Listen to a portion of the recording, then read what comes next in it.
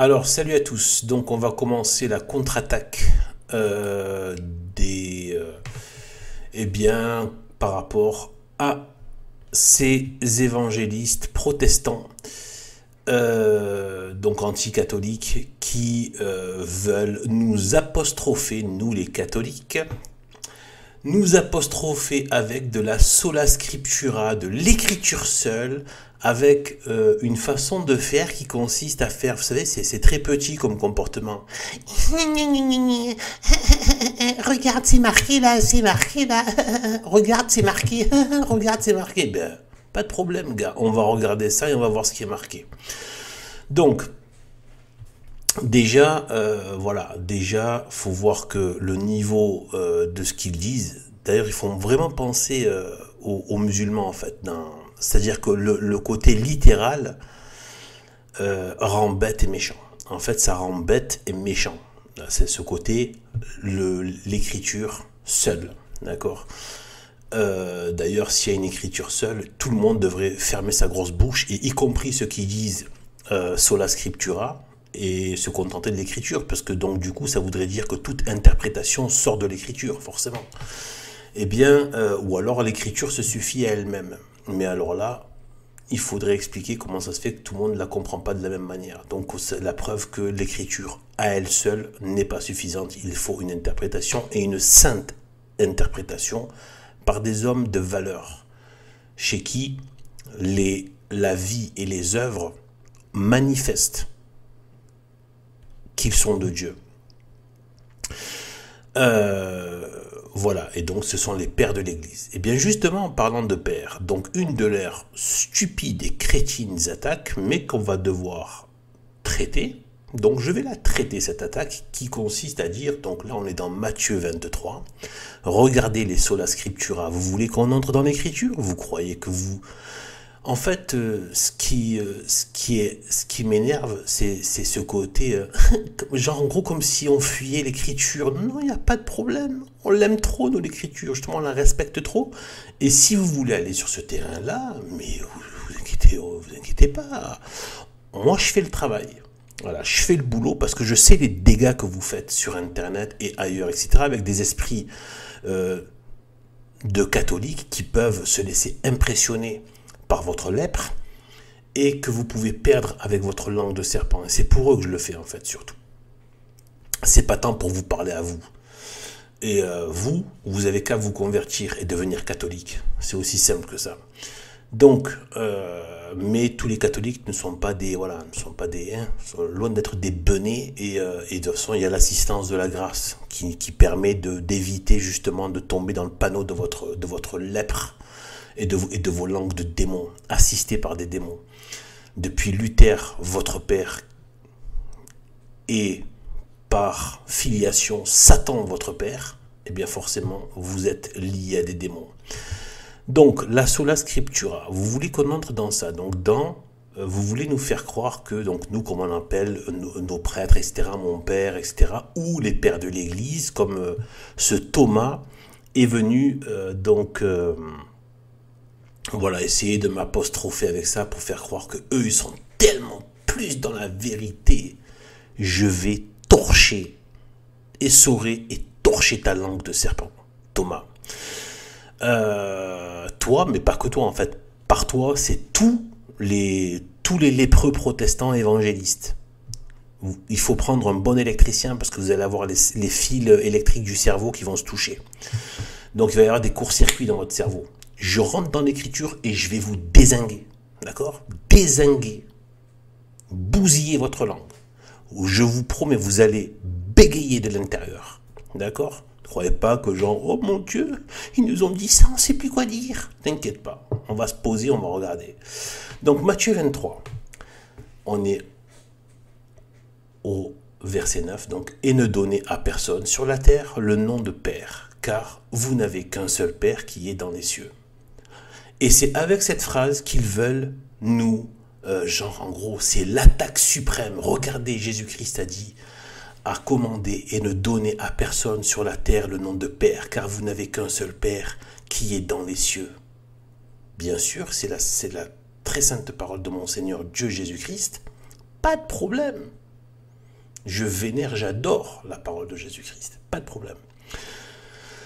Donc, on va vous apprendre à réfléchir avec l'intelligence catholique.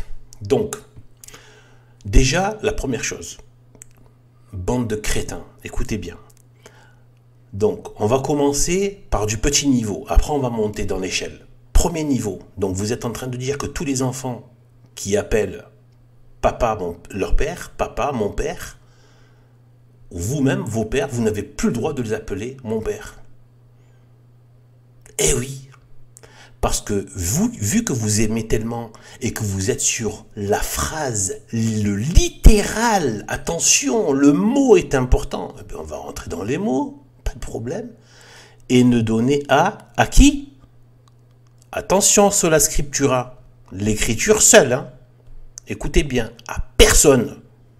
Donc à chaque fois que vous dites que mon père, non, votre papa, votre géniteur, mais aussi votre père, le père, votre père, sur la terre, vous êtes en train d'aller contre le commandement de Jésus-Christ qui a dit « Et ne donnez à personne sur la terre le nom de père ». Il a dit à personne, il n'a pas dit sauf à votre père et à votre mère. Non, non, il a dit à personne. Donc si on s'en tient uniquement au littéral, vous n'avez pas le droit d'appeler votre père, mon papa ou mon père. Tous les enfants sont des blasphémateurs alors.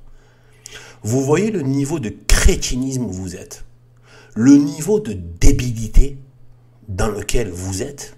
Et on va aller, c'est pas grave, je mets la main dans le cambouis, dans votre crasse, d'accord?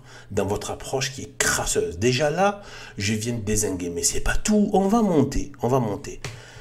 D'abord, et d'ailleurs, je suis allé vérifier par rapport au père de l'Église, par rapport à ce passage, et tout ce que je vais dire, je peux apporter certaines choses que j'ai pu voir moi, mais qui rien ne va contre les pères de l'Église, et je me sers même de ce qu'ont pu dire les pères de l'Église. Eh bien, en fait, donc ça c'est un père de l'Église, je sais plus si c'est Saint Jérôme ou un autre, c'est pas grave, c'est un des pères apostoliques ou pères de l'Église, qui fait remarquer que il y a, donc là je l'ai souligné, en orange au-dessus, et vous êtes tous frères. Donc il y a vraiment juste avant, il y a une question de fraternité. Vous êtes tous frères, et ensuite il parle du Père, car vous n'avez qu'un seul Père qui est dans les cieux. Il parle de la fraternité entre les enfants de Dieu. Donc il parle bien du Père, en plus c'est le Père avec un P majuscule. Donc c'est le Père. Celui à qui il fait référence, c'est à Dieu le Père. Comme lui-même quand il dit « Mon Père », c'est-à-dire la première personne de la Trinité, lui-même étant le Fils, mais qui est Dieu lui-même projeté absolument et parfaitement dans son Fils. Eh bien, il parle de Dieu le Père. Donc c'est dans le sens de dire qu'on ne doit appeler personne au titre de Père, dans le sens le Dieu, le Maître suprême.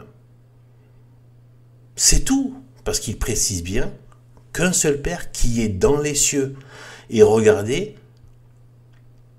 en opposition avec sur la terre, c'est-à-dire que sur la terre, ça reprend, si on veut un peu le premier commandement, sur la terre, eh bien, de ne pas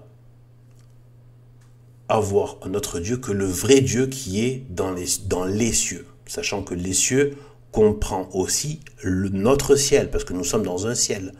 Nous sommes au premier ciel, nous, dans notre sphère terrestre. Nous sommes au premier ciel. Ensuite, il y a, normalement, bon, après, je ne sais pas exactement, voilà, mais il y aurait 7 cieux. Donc, en tout cas, c'est pour ça que c'est au pluriel. Donc, nous sommes dans un ciel, donc Dieu est partout, par son esprit. Donc c'est dans les cieux, comme quoi tout est logique avec Dieu. C'est pas juste au ciel, mais aux cieux. Donc quand il dit Dieu le Père, il est aux cieux parce qu'il est absolu, il couvre tout, son esprit est dans tous les cieux. Donc, voilà, donc sur la terre, y compris, c'est notre Père. Notre Père céleste. Et juste avant, comme l'ont dit les pères de l'Église, il fait référence à vous êtes tous frères. Frères quoi? On n'est pas tous frères du même Père terrestre. Donc nous sommes tous frères du Père céleste. Donc c'est bien de celui-là à qui il fait référence. Donc il s'agit de Dieu, Tout simplement, il ne s'agit pas de ne plus prononcer le nom de Père. C'est complètement débile. Vous comprenez?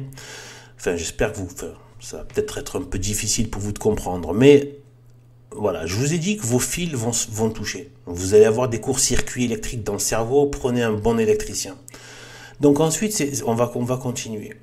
On voit que dans ce Matthieu 23, dans ce passage-là, j'ai mis en haut, donc ils aiment, donc au verset 6, ils aiment les premières places. Il parle des scribes et des pharisiens. Un peu plus bas, regardez au niveau 13, au verset 13, malheur à vous, scribes et pharisiens hypocrites. Il parle aux scribes, d'ailleurs, des gens comme vous, la sola scriptura, scribes et pharisiens, hypocrites. Malheur à vous. Pourquoi? Eh bien parce qu'il parle de eux. Parce que ce qu'il est en train de faire ici, il est en train de détruire l'orgueil des prêtres. Il n'est pas en train d'annuler qu'il y ait des prêtres. Il est en train de détruire, il veut détruire l'orgueil des prêtres. Qui peut venir, qui peut naître chez les prêtres. Des chefs religieux. Et donc là, il leur dit, vous êtes tous frères. Et regardez au verset 11, celui qui est le plus grand parmi vous, j'ai souligné en vert, une petite ligne verte, sera votre serviteur. Ça veut dire que chacun est le serviteur. Pour devenir grand, eh bien, il faut se mettre au service de tous les autres. Voilà. Donc, se faire petit avec ses frères. D'accord? Eh bien, voilà. Donc, il a bien voulu que tuer cet orgueil. Verset 12 encore, quiconque s'élèvera, donc c'est bien une question d'orgueil et de la position de ceux qui se disent chefs religieux. Donc quiconque s'élèvera sera humilié et quiconque s'humiliera sera élevé. Qui reprend donc le verset 11 aussi d'une autre manière. Eh bien, voilà. Donc au-dessus, qu'est-ce qu'il dit? Au verset 8, mais vous ne vous faites point appeler rabbi, car vous n'avez qu'un seul maître. Ce qui veut bien dire qu'en fait, ce qu'il veut, c'est que leur seul maître, c'est Jésus-Christ. C'est Dieu le Père et Jésus-Christ. D'ailleurs, il le dit lui-même au verset 10, que j'ai souligné en orange, car vous n'avez qu'un seul maître, le Christ. Donc, moi-même, dans le sens, bien sûr, Jésus-Christ, qui dit donc moi-même, donc il est le Christ. Donc, car vous n'avez qu'un seul maître, le Christ. Donc, il dit lui-même. Il se positionne lui comme leur maître et leur seul maître et qu'un seul Père, le Père qui est au ciel. D'accord? Et entre eux, eh bien, il faut qu'ils soient tous les serviteurs les uns des autres et qui ne s'élèvent pas et qui ne s'enorgueillissent pas en se disant « moi je suis le grand chef », etc., etc. Que tout le monde doit s'effacer devant le nom du Maître Jésus-Christ. D'accord? Eh bien, voilà. Donc déjà, là, vous êtes encore dézingué. Il ne s'agit pas juste une question de dire de prononcer le nom de Père sur la terre. C'est complètement débile. Voilà. Donc là, vous êtes déjà complètement... les fils sont complètement... voilà. Là, il y a de la fumée qui sort, etc. Votre cerveau, ça va plus trop l'électricité. Donc du coup, maintenant, je suis allé prendre, et il doit y en avoir plein d'autres, mais j'ai fait une petite sélection pour vous.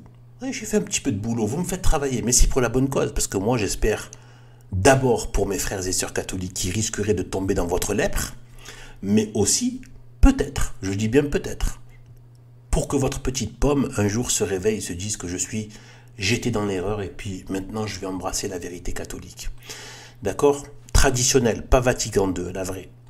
Donc, maintenant, nous passons à Luc 2, 49. Je vous ai préparé une petite voilà, un petit tacle, mais dans les règles. Pas un tacle irrégulier. Non, un vrai tacle, bien dans les règles. Comme au foot, vous voyez, au football, voilà, un tacle régulier.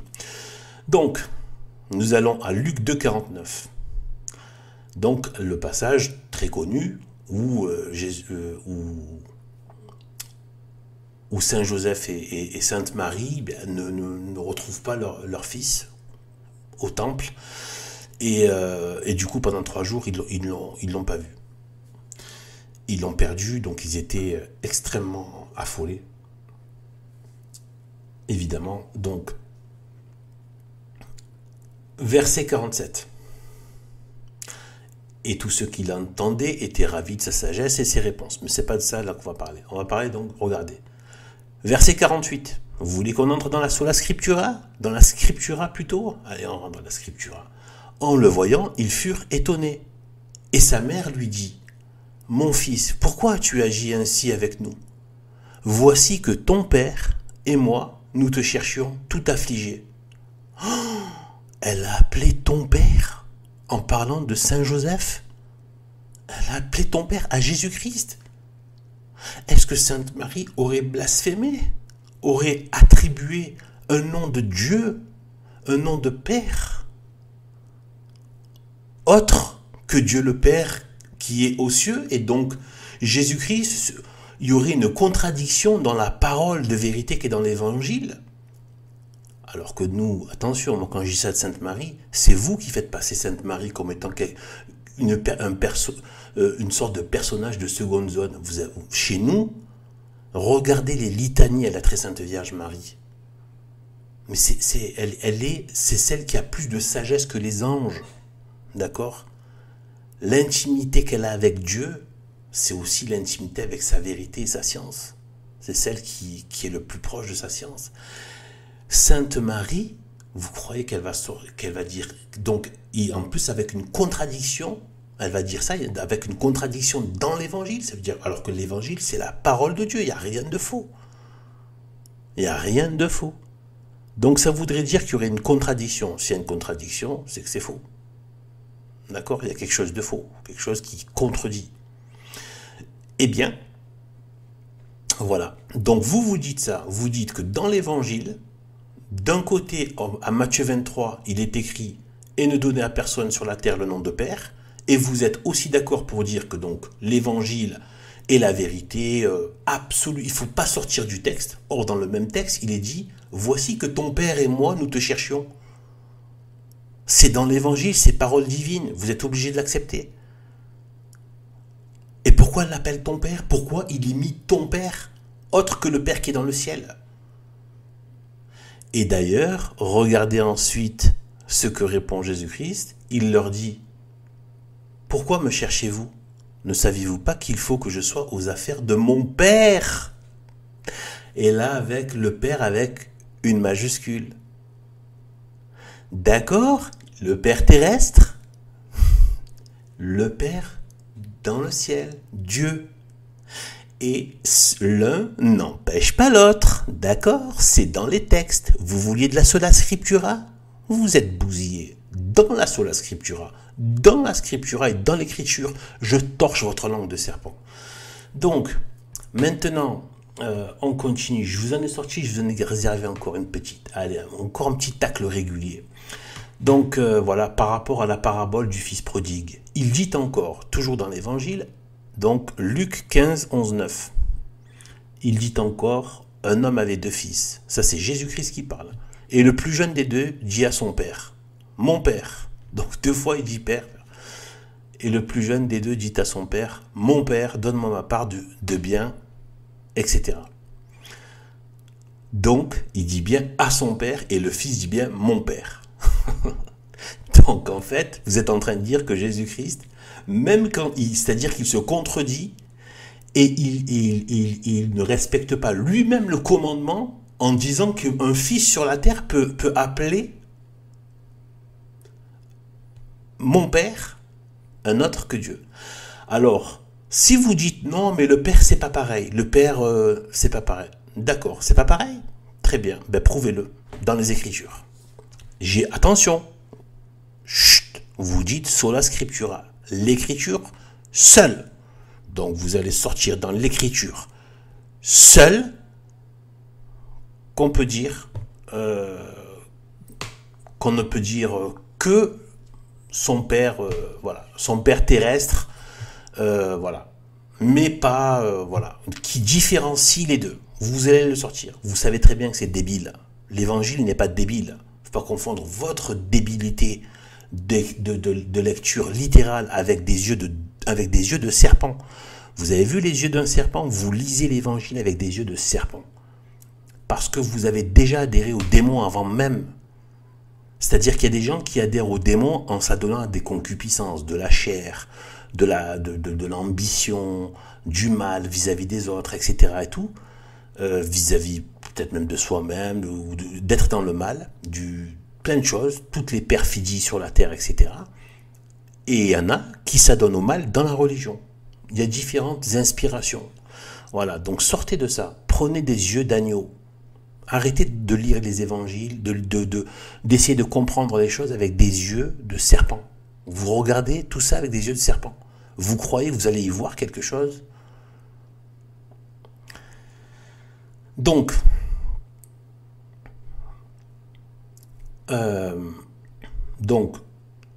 encore Matthieu 10, 37, le même Jésus-Christ. Celui qui aime son père ou sa mère, donc c'est Jésus-Christ qui parle, celui qui aime son père ou sa mère plus que moi n'est pas digne de moi. Donc il reconnaît bien qu'on a son père sur la terre, etc. Voilà, distinct. Et donc, voilà la réalité. Ensuite, comme je l'ai expliqué dans un autre endroit, la question des pères, c'est une question, notamment de la patrie, eh bien c'est une question de filiation. D'accord? Une question de filiation. C'est-à-dire que vous n'êtes pas que le père de votre père géniteur. Il y a aussi toute la lignée des pères. Sinon, vous ne serez pas là. Même votre père lui-même, il vient d'autre père, etc., etc., etc. Et si vous remettez en question ça, eh bien, vous remettez aussi en question l'Ancien Testament. Attention, sola scriptura. Donc, l'Ancien Testament, où on a le Dieu d'Abraham, d'Isaac et de Jacob. Et on voit à quel point la lignée des pères est importante. Et en cela,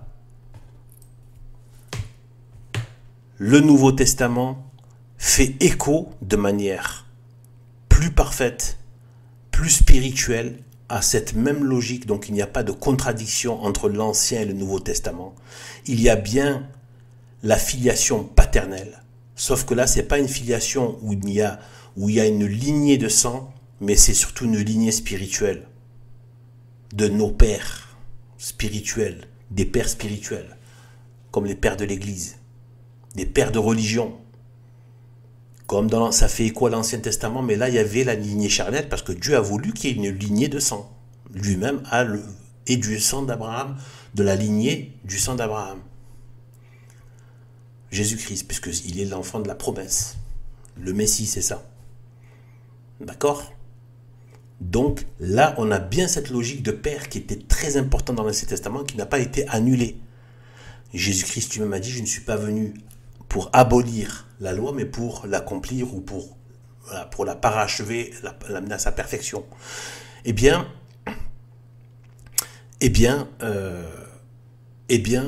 voilà. Donc ça veut bien dire que il doit y avoir une complémentarité et une perfection qui se fait avec depuis le sang de la nouvelle alliance à la croix.